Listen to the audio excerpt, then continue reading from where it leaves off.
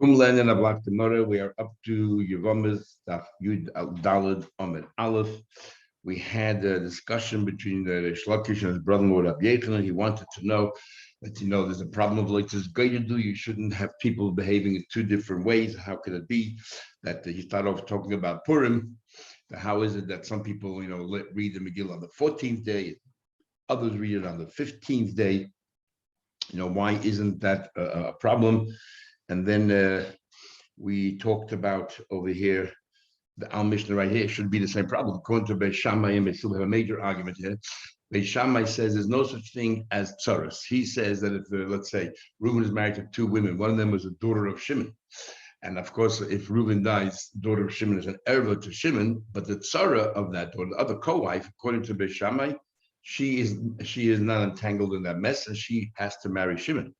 In fact, she's not allowed to marry anybody else. According to Beis Hillel, not only she could marry somebody else, she's not allowed to marry Shimon. If she marries Shimon, she is still considered the brother's wife, and it's an Isav Karas, and the children produced will be Mamzerim. So how can you have here two Torahs? So we had, Reish Lakish said that doesn't bother me, because Reish Lakish says even though it was just theoretical, their argument, it wasn't practical. Beis Shammai did not behave according to their own opinion. They followed the words of Hillel, and therefore there's no issue, no two Torahs. And Rabbi Yechanan said no. Also, Rabbi said Beis Shammai definitely carried out. They followed their own opinion, and it seems it's not a problem. So Rabbi Yechanan doesn't believe in the whole concept of Leitus Gleidu, which in itself needs explanation what exactly he holds. And then we said Rabbi Shmuel had the exact same argument. And then we said how we tried to understand, are they talking about before the Baskol or after the Baskol? There was a voice that came out of heaven and said that you have to follow Shmuel. So we said that it could be either before the Baskol or after the Baskol. And we explained as follows. We said that if it happened before the Baskol, but Beis Hillel is a majority of people. So therefore, the one who said that Beis Shammai did not carry out an opinion because at the end of the day, Beis Hillel was a Rav. And the one who said who did says, they didn't care about the Rav. They dismissed the Rav because Beis Shammai students are much smarter. They had quality, and they felt that quality superseded quantity.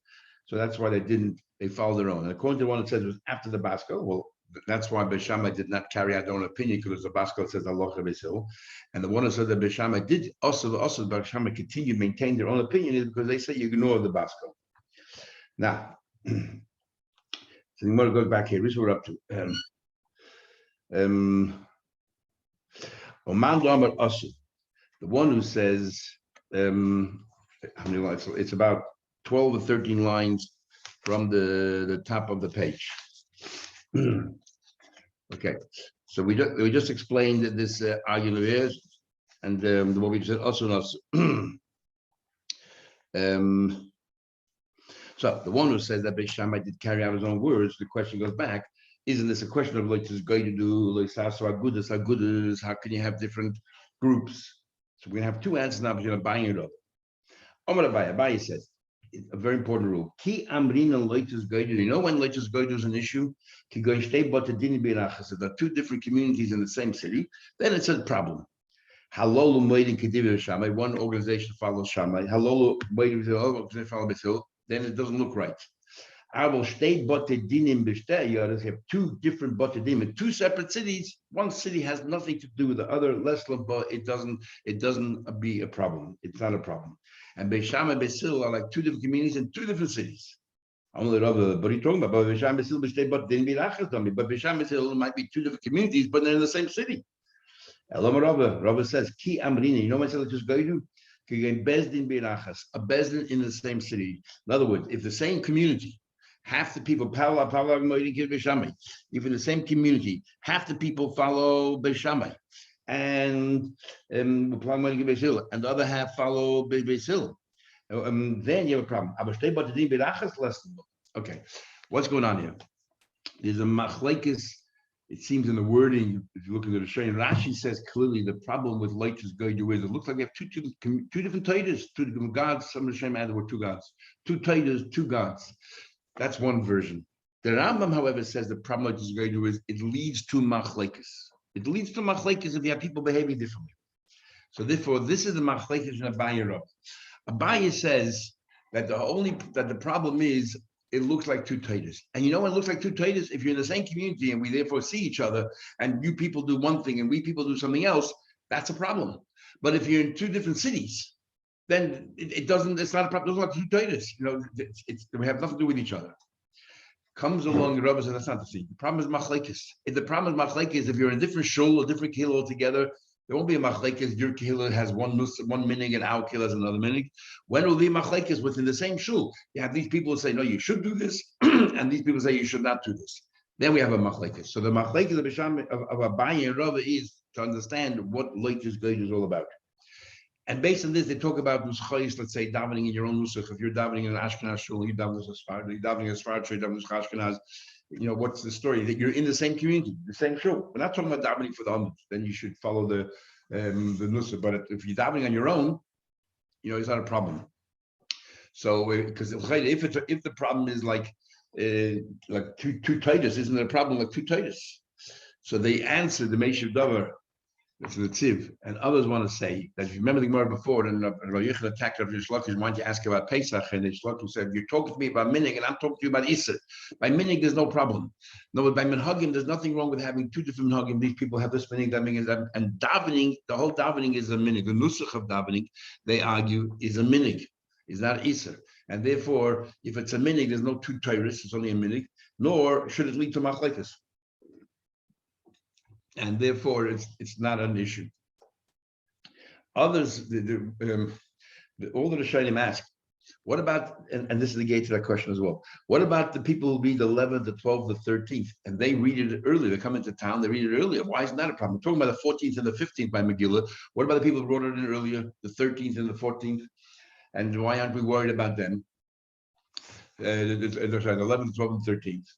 So many answers are very Yisraelic answers. But one of the answers given here is not here in this case, is here, but in other places in the training here, is that when is later to go to a problem? If I believe that what you're doing is wrong, you have to follow my way.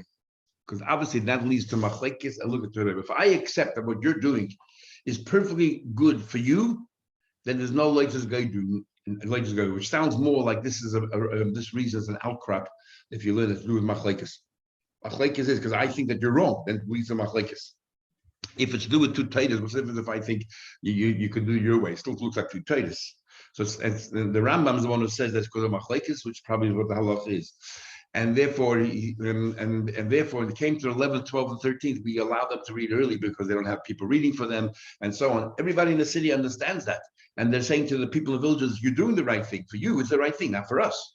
So there's no latest guide there, which has to do with machlekes. So the same thing is then we can say with nusach as well. If you happen to be davening nusach hari or nusach sfarad or nusach asher, whatever nusach you're davening, then I have no problem with that because that's your nusach, as everybody says, that's your nusach. So in a case where we are all accepting that other people have different nuschayis, then it won't lead to machlekes. So therefore, it should definitely be good. The Mishnah does not bring that down, but it would seem based on those Rishonim. By the way, as a result of that question, Tosfos of here comes with the big chiddush, Daf Yudal Yevamos. Interesting. You learn the whole Megillah, you will know this. You have to go to Yevamos, Daf Yudal, to hear Tosfos says here that the people of villages did not go into the city to read the Megillah at all. The people of villages remained in their village, and they knew how to read the Megillah, because who else read the Megillah for them? He said you can't have a person in the city reading Megillah. For him, it's not Purim. And if you have no mitzvah, how can you read the Megillah? It had to be a person in the village. If the person in the village read it, so they know how to read. Why come to the city? So he says they never came to the city. They stayed in the village. And Yom HaKnisa means in the villages, they only came to shul on Mondays and Thursdays. So therefore, therefore, it's two different cities. No problem. That's what Chaim says over here in Tosfos. Big chiddush. Rashi and Megillah clearly said they all came into the city. And Rashi actually says that one of the people of the city read it for them. But it's according to Rabbi, it's definitely no problem. It's like two different communities. According to no problem, it's definitely no problem because like two different communities in the same city, two different Batidinim. Right? Because this is the Bnei Ir and this is the Bnei Kfarim. But even according to Abaya, it's not a problem because the Bnei Kfarim didn't move into the city and live there permanently. They came there just for the morning to be able to read the Megillah and do whatever they're doing. So therefore, they never became part of this city. They never blended into the city. They were always separate. So even though they physically were in the same parameters, say the same perimeter of the city, but in idea, they were really two different cities. So it's not an issue. And why a person in the city was allowed to read Megillah for them is because 2 days from now and 1 day from now, they'll be definitely chayiv. That's called a mechuyev b'davar. When we say that somebody is not chayiv, cannot be made to somebody else, it's about somebody who will never be mechuyev, who is not mechuyev today or tomorrow. Let's say until they become bar mitzvah. Right now in this present state, they'll never be mechuyev. Okay, let's continue the Gemara. Says the Gemara, Toshma coming here. So basically, what we have over here is we have a machlekes, a shlokish, and what do you call? And Rabbi Yochanan, whether Beishamai actually carried out their thing, and we also about this issue of loitus goydus. We had Rabbi Yochanan to explain how loitus goydus, why it's either in two different communities, not loitus, it's not two different cities, is not an issue, or according to Rabbi, two different communities. Says the Gemara. Okay, let's understand this. In the place of in the region of Rabbi Lezer held that on Shabbos not only you're allowed to do the mitzvah say milah, you're allowed to even do machshirim. It's even prepare the milah. So according to Rabbi, in the place of Rabbi Lezer, you kursim eitzim on Shabbos. They would chop wood, last of Pcham Shabbos to make kol on Shabbos, so that they could take the knife and what do you call it? Heat it up there. Last of Basel Makamish and last of Basel to make it metal, and therefore it's a lot. It's very very sharp, and they wanted to make it on that day. They wanted to relieve it on that day, and after they said they deliberately waited until Shabbos because of the love of the mitzvah. But if they went to Rabbi Yitzchak Luli, and so therefore what do we see? That in his place they followed whatever he did, and. In so to Mekayim was very lenient. He felt that the isur of basar b'chalav meat and milk is only by beef or veal or sheep. But when it comes to a fowl, there's no basar b'chalav because it's b'chalevi my only animals that produce milk, and the bird does not produce milk. So there's no isur mahatayda of basar b'chalav.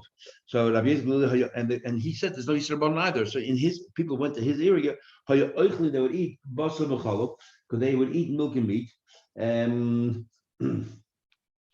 He holds his mutter even completely. So it seems in the place of Rabbi Lezer, they reached the shop of the night, but not the place of Rabbi Akiva. Tanya, we learned Klalam Akiva, Kol Malacha She'efshe La'aseisim Erev Shabbos. Ain't a the Shabbos. Clearly, Rabbi Akiva said you're not allowed to do that. You know, Shabbos night. Anything you could have done before Shabbos, you have no right to do on Shabbos, especially Machshir Mitzvah. So the question is, how can they have two different traders? In Rabbi Akiva's place, they did not heat up the wood to melt on the knife, and in Rabbi Lezer's place it did. How can they do two traders? Someone answers back, what are you talking? What's the problem? Behind my teeth, what's the question? Became a shiny. We just said before, if it's two different cities or two different communities, no problems. What's your question? Rabbi Akiva is one community, and Rabbi Lezer is another community. In fact, the Gemara says, what were we thinking in the first place? Why are you going to ask such a question? So the Gemara, I would have thought, because Shabbos is so stringent, will make the entire world like one community. When it comes to Shabbos, the whole idea of Shabbos is not to do anything. If the whole idea of Shabbos is not to do anything, we're all the same. When you have inyanim that people do things, so people do it here one way, people do it another way. Because the whole idea of Shabbos is not to do anything, then the whole world is one. So if the whole world is one, what's the difference where you are? The Gemara answers no. That Shabbos itself is not only not to do anything. In fact, Shabbos really is to do something. There's a special kind of relationship we have. The Eibush is to do something positive in Shabbos, but in order to make sure we do something, so we have a bunch of negatives. But if the whole year of Shabbos do something, so every community it could be different, and therefore it's like two different places. Maybe that's chatting about it. Kamashlam. Teachers don't know every place is different. Tashba coming here, we're going to ask the same question as well. We're going to find that some places did one way and some places behaved another way. When he came to the place of Rabbi Shulman Levi, Rabbi Shulman Levi felt that there was no muktzah on Shabbos, have metal to shraga. He would move a candle that he lit on Friday, before Shabbos, and even though once the fire burnt out, he would move the candle. He didn't believe in muktzah like Rabbi Shimon. When he came to the city of Rabbi Yochanan, he didn't move the candle out of respect for Rabbi Yochanan. Again, we see that one city behaved one way, one place behaved another way. So therefore, we have a problem. What about like just going to do? Now, even the Rabbi Yochanan also didn't believe in muktzah. So what do you mean that but not candle? So Rashi explains that because you lit this candle on that Shabbos, it's as if you openly said, "I don't want to use this candlestick this Shabbos." So Rabbi Yochanan's made, if you pushed it away by your dayim, it's muktzah for that Shabbos. You removed it from your mind. So you want to ask again, behind my kusha, what's the problem? Well, I mean, didn't we just say shiny? If you live in different cities, different communities, no problem. What are you asking for? So you must say shiny and not hochi to me. This is what we have to ask. No problem. Our question was not so much like just go. Our question is how can we play around? Which one did he hold? What did he personally hold? Says the Gemara, no, it's not a question either. Rabbi Avu felt like even though Rabbi Avu was a Talmud Rabbi Yochanan, he passed Rabbi Shua Levi. There's no muktzah.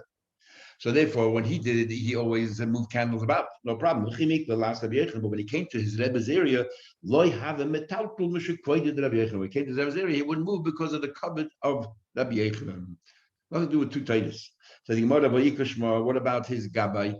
His Gabbai wouldn't understand. He sees that his Gabbai sees him in other places moving the candle. He'll move the candle, and while they're standing in Rabbi Yechon's house, he'll move it. Then isn't that a problem of disrespect to Rabbi Yechon?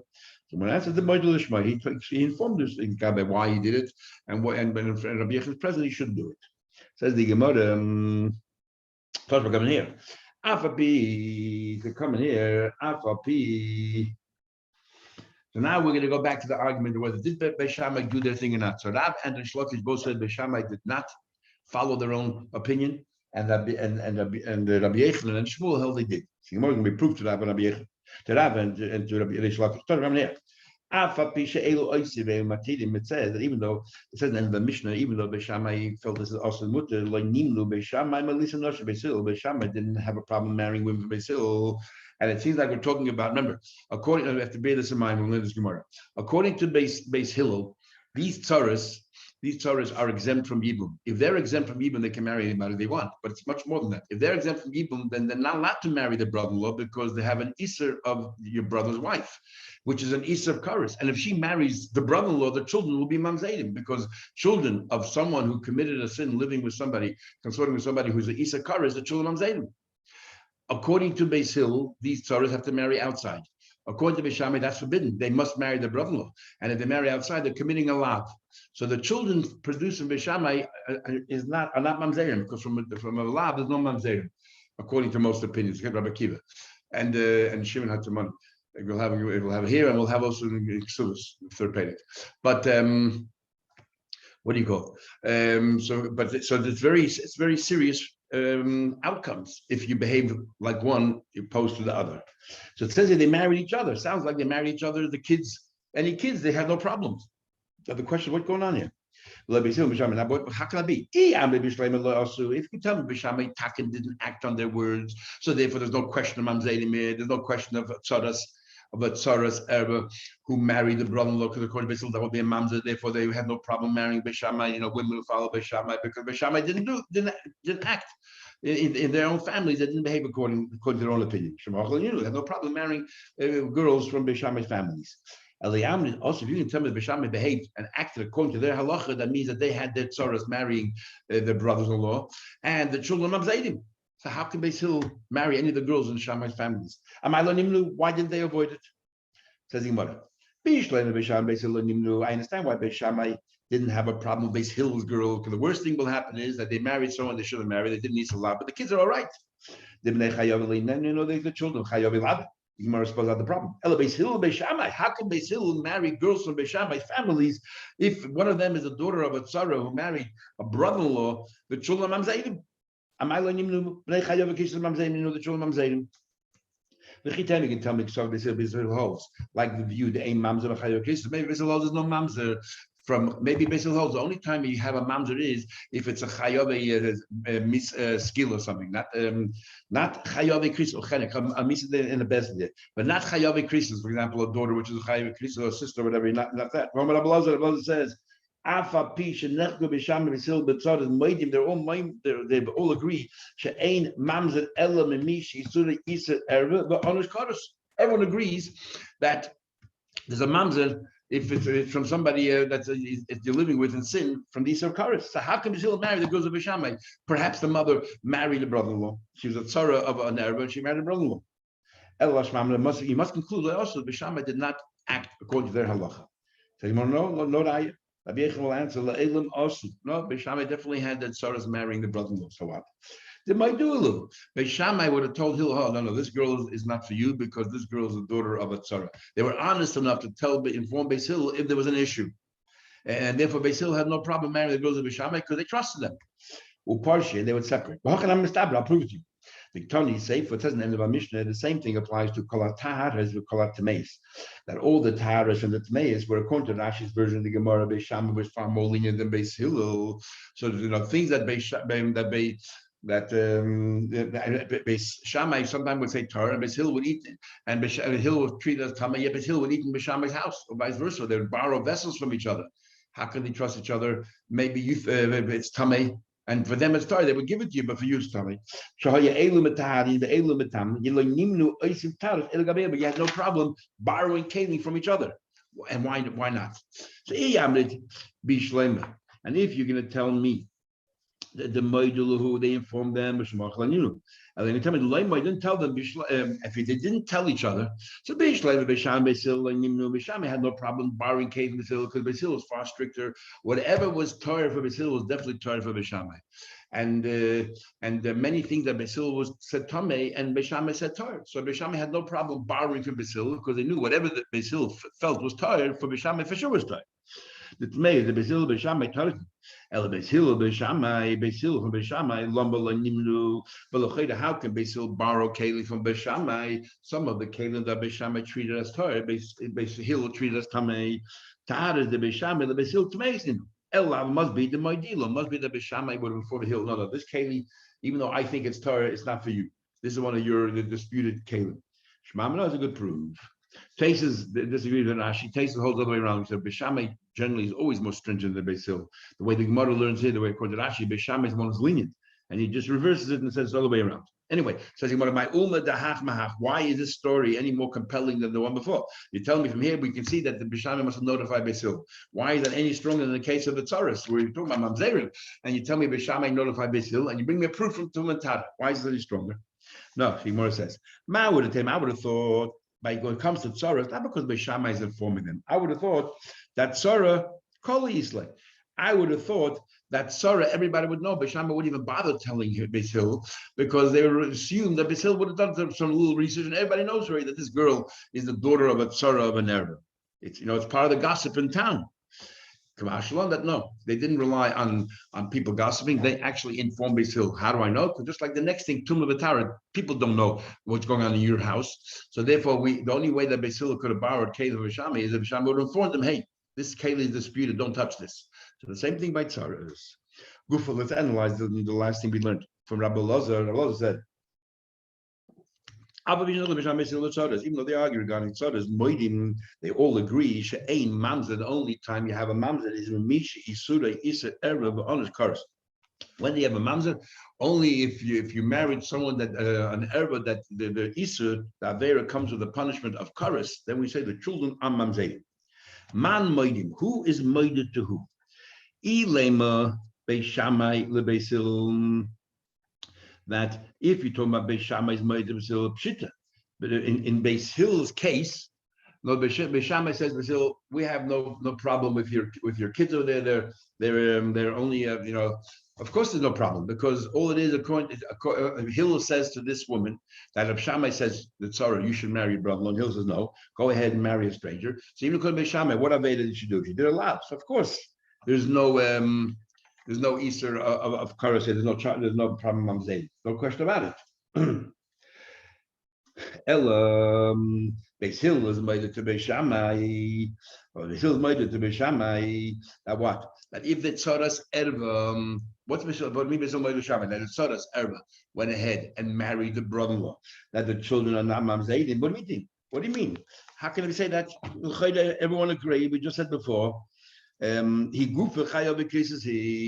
What do you mean? According to Beis Hillel, if she marries a brother-in-law, she's doing a very kiddush, which means the card in the children of Mamzeidim. So Gemara says, no, La'olam Beishamai Lesil. Beishamai is made to Beis Hill. Beishamai is made to Beis Hill that if this woman who's supposed to marry the brother-in-law instead marries a stranger, there's an Easter of Lav and there's no Mamzeidim. So what's the chiddush? Everyone agrees there's no Mamzeidim then. Oh, not everyone. This is to negate the opinion of Akiva, who he's of the opinion that even Chayav Lavin, if you committed an Avera, which is only a Lav, and you live with somebody in sin, then the child is any new children of Mamzeidim. And therefore, it is Asa. Yes, mamzer b'chayav lavin. Here, Akiva holds a mamzer either chayav lavin. Mashlan that Beis Shammai says, I agree with Beis Hillel that if this tzara who should have married a brother-in-law married a stranger, which is they're living in sin, well, the children are definitely not mamzer. Mashlan mamzer chayav lavin. Okay, we'll continue on this thing. Whether Beis Shammai did Beis Shammai and Beis Hillel, the halacha Beis Hillel, but did Beis Shammai maintain their opinion and actually act on it? Or did they relent and follow Beis Hillel? So Toshma, so far we have a machlekes and we haven't proved either way. Toshma coming here. But even though we have a number of machlekes between Beis Shammai and Beis Hillel, one is by tzaras. We just learned right now whether the tzara of an erver is forbidden also to the brothers or not. Beis Shammai says she's not, and she has to marry the brother-in-law. Beis Hillel says she is, and she should marry a stranger. One is ba'achayis. You have two sisters married to two brothers, and the both brothers die, and now there's two other brothers. Reuben and Shimon, they died. They were married to Rachel and Leah, and now you have Levi and Yehuda. According to Beis Hillel, Levi and Yehuda cannot marry either the wives of Reuben and Shimon, because each one is a sister of a zakuk. So even though Mahatayda, Reuben and Shimon's wives are not yet connected, are not yet married to Levi and Yehuda, but we call them a zakuk, that they're attached to Levi and Yehuda. So it looks like each one of them has two sisters, and each one of them cannot marry one of the girls there because it's the sister of his zakuk. So Midrabban, the only thing they can do is chalitza. Beis Shammai agrees. He says they're allowed to marry. It's an argument number two. And beget Yoshan. What happens? You wrote a get for your wife. You wrote a get for your wife, and then after you wrote, we didn't give it to her yet, and you had relations, marital relations.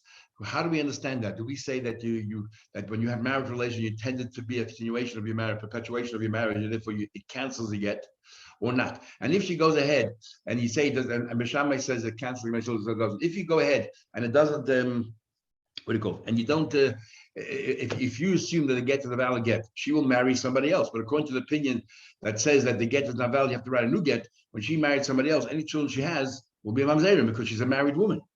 Or the something HDish, a something HDish is where somebody is very sick and he says to his wife, "Here's the get, but the get is not valid unless I die from his very sickness." So the whole time we don't know, will he die, will he live? So we say during that whole time they shouldn't have any relations together. And if they ever seclude in a room, they should have aidim there, witnesses. Why? Because we're scared that if they have relations, as if he's canceling the get, same argument as the other one, maybe he's canceling the get, and therefore she's no longer a free woman, even if he dies from that get. And if she marries somebody else, the children will be mamzerim. And the same thing is Megadash. How do we understand? If he did divorce his wife, and then they were together in a hotel, and we saw them seclude together. Do we say hein ede yichud hein ede b? We'll have to end of getting. Do we say that the witnesses saw them seclude together are the same witnesses who can conclude that they had relations, and the relations will shame bia? Therefore, since they got married again, and therefore they would need a new get. Otherwise, if she marries somebody else, it shouldn't be mazedim. But we don't say that. That's Beis Shammai's opinion, and according to Beis Hillel, we say no. We don't say hein yedichud hein edibiyah. Says the Gemara. So I'll be around. Beis Hillel is the one who says hein yichud hein edibiyah, and therefore she's married again, and the get is not valid. So according to Beis Hillel, if she marries somebody else, the children will be mamzedim, and Beis Shammai is molid. And the last argument is Kesef v'Shavah Kesef. How much money do you have to give her to be engaged by a trader? According to Beis Hillel, the first Mishnah Kedushin is pruta v'Shavah pruta, just a pruta. And Beis Shammai says a dinner v'Shavah dinner. So if you gave her a pruta, if Reuven gave her a pruta and then Shimon gave her a dinner, according to Beis Hillel, she's married to the first guy. Nothing happens to the second guy, and that's it. But according to Beis Shammai, she's not married to the first guy. She's married to the second guy. And then if she lives with the first guy, she's a married woman, and the children be mamzerim. Yet, so he knows all of these arguments lead to a question of mamzeris. Yet, Beis Shammai did not avoid marrying women from Beis Hillel's family, but Beis Hillel Beis Shammai. They loved each other and they were friends, even though they were arguing throughout Shas. Don't think for a minute that it was anything personal, and they were very professional. They only argued in halacha. Yet, personally, there was love and friendship. Beautiful saying. There was love, chiba and reyes between Beis Shammai and Beis Hillel. The Kayim Hashnem, and this is to follow what it says. Ha'emes v'hashon ehavu. Truth and peace, the pursuit of truth and peace is all that matters to them. Rav Shimon says, Nimnu. Rav Shimon says, no. They definitely avoid each other's girls. What did they avoid? But min havadai. Anyone that was definitely in one of these situations, they would avoid those girls. But leinim nasafik, it was only a doubt. Like some of these cases are doubtful.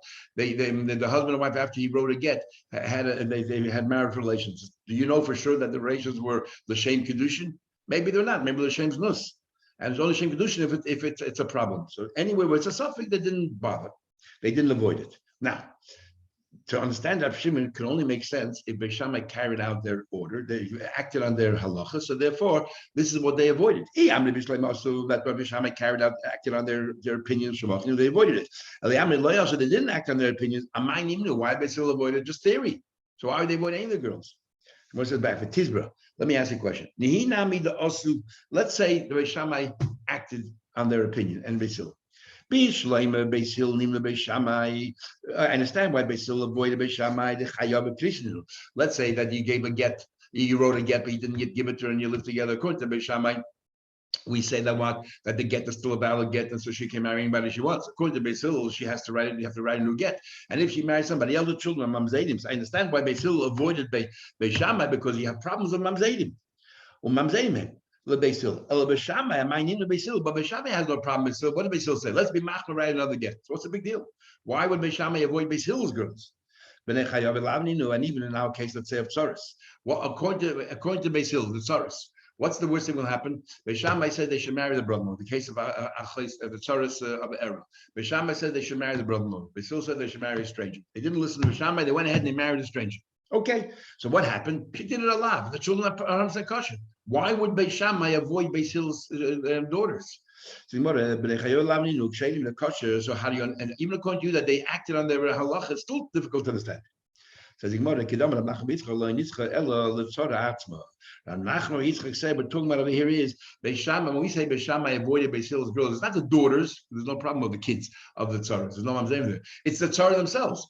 These tzaras, according to Beis Hillel, are allowed to marry a stranger. Beis Shammai avoided those girls because Beis Shammai said no, they should be marrying their brother-in-law. There's a nisa lav. Is hachinami here too. When Beis Shammai, when it says over here that they avoided each other, that Beis Shammai avoided Beis Hillel, means not the daughters of the tzara, is the tzara herself. Says Gemara, let me understand something. Why did Rabbi Shimon say they avoided the vade? Because it's awesome, right? You're not allowed to. Even if it's a doubtful suffix, we don't know what happened. It's a suffix in the Torah. What do we have a rule? Whenever there's a suffix in the Torah, we take the stringent side. So why would Beis Hillel say, it was a suffix, wrote a get? Don't know if the relation afterwards, if it's for sake of Kedusha or not. But what does it help? But so what? But you should be machmed and avoid it. So you must have you read it wrong. But don't read it min has-suffix. That Beis Hillel had no problem. Any girl that Beis Shammai didn't say anything and didn't hear any rumors about, they would marry even though from Beis Shammai's family, because they were sure that Beis Shammai would have told them if there's a problem. They might do a little partial. Beis Shammai would have informed them and they would have avoided it.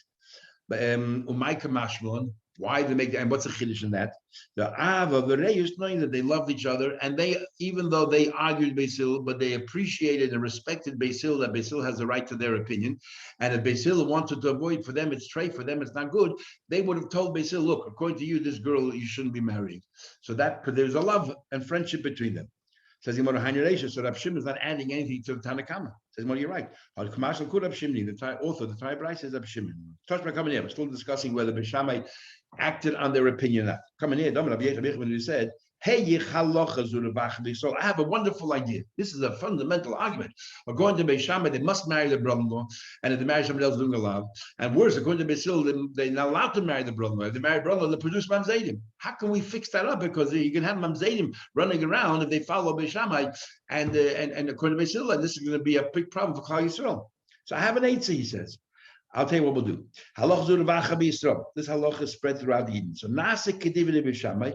What do we do? If we follow Beis Shammai, Havlat Mamzer Beis Hillel, because Beis Hillel, the child, if she marries a brother-in-law, the child's a mamzer. Nasik doesn't follow Beis Hillel to marry a stranger, Havlat Pogum. If she marries a stranger, she committed a lav. What happens if you marry somebody that's a sin to live with? There's no mamzering there, but your child, as a daughter, cannot marry a kohen. She's called a pogum. And if the man happens to be a kohen, then his child, his male child is a chol, can't serve, is no longer a kohen proper, is a kohen chol. So you're ruining, both ways you're ruining things. Obviously, Beis Shammai is far more serious because it will be a mamzer, and Beis Hillel is only you can't marry a kohen, but still. So I tell you, I have a wonderful idea. Let you know what, all tzaras, let's give him a chalitza. According to Beis Shammai, free from a brother. According to Beis Hillel, what's the big deal? Give a chalitza, you don't need it, but give a chalitza. And everyone will agree. So there's no more mamzedim and there's no lisa lav. Even according to Beis Shammai, you gave a chalitza, no problem anymore. So and the Gemara continues. He suggested this before I had a chance to actually complete the whole story. Before you had a chance to complete the whole story, something happened and the meeting ended, and they never had a chance to carry through with his item. But Shimon said to him, I don't think it's a good idea. You know why? Because you're sort of making a wedge between the future and the past. What are we going to do with all those who are already married? This only helps the future. How are we going to help the past? All those girls who followed Beis Hillel or followed Beis Shammai, how are we going to help them? Because they can produce mamzerim. There's nothing. How are we going to do that? I'm not sure exactly why that's a reason not to fix up the future, but I guess he's just raising a point. You have an idea for that? Now, when is it a problem? Also, if you tell me that Beis Shammai actually went through with their opinion, I understand that Shimon opposition, or at least he's concerned that he's raising. Look, people married their brothers where they shouldn't have, and the children. I'm saying, what are we going to do there? He said, what are we doing? They did not carry through with their opinion. Then who cares?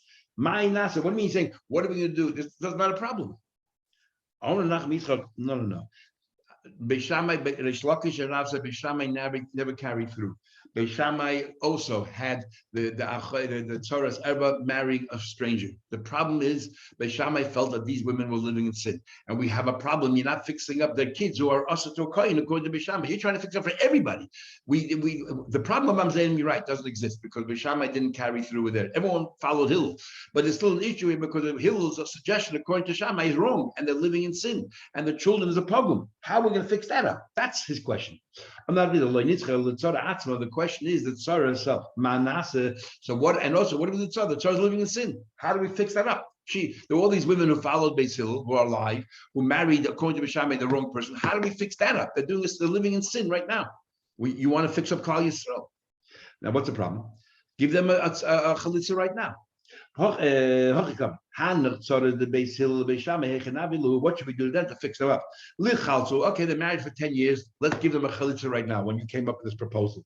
When their husband sees that they're getting a chalitza for somebody, another man, he feels repulsive, like there's another man involved with his wife. He doesn't feel very uneasy and uncomfortable. Who cares? The law says. Who cares about the husband's feelings? It doesn't work that way. Very important rule. The ways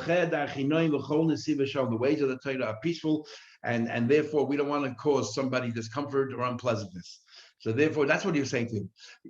That Beis Shammai never carried out their opinion. They always follow Beis Hillel. But according to Beis Shammai, what Beis Hillel is doing is wrong. They're living in sin. And you want to fix up for everybody. How are you going to fix up the tzara? So we still remain with that argument between Reish Lakish and Rabbi Yochanan. Did Beis Shammai act on his opinion, or was it just more theoretical, academic, but they themselves did not act out on their opinion? 15 tomorrow, Mitzvah Shem.